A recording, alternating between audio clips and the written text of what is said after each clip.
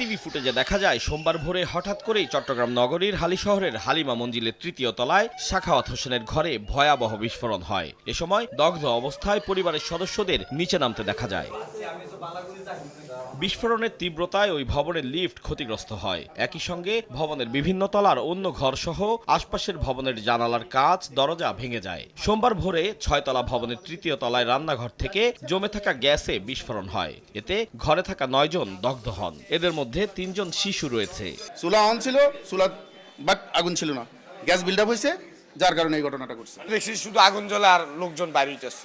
এদিকে দগ্ধদের উদ্ধার করে প্রথমে চট্টগ্রাম মেডিকেল কলেজ হাসপাতালের বার্ন ইউনিটে ভর্তি করা হয়। আহতদের মধ্যে রানী ও পাখি নামে 2 নারী এবং সাখাওয়াত নামে এক পুরুষের শরীরের শতভাগ পুড়ে যায়।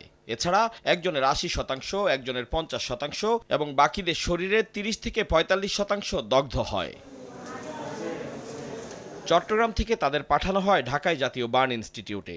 দুপুরের পর 9টি অ্যাম্বুলেন্সে ঢাকার পথে রওনা হন তারা। পথে কুমিল্লার দাউদকান্দিতে পৌঁছালে মারা যান নূরজাহান বেগম রানী।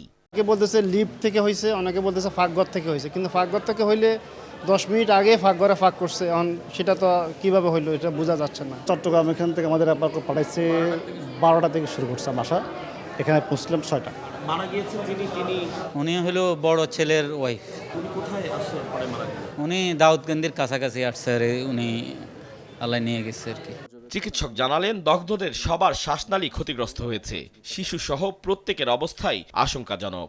আমাদের কাছে যে রোগীরা এসেছেন তাদের মধ্যে সর্বোচ্চ বার্ন হচ্ছে 100%, এরকম আমরা 2 জন রোগীকে পেয়েছি।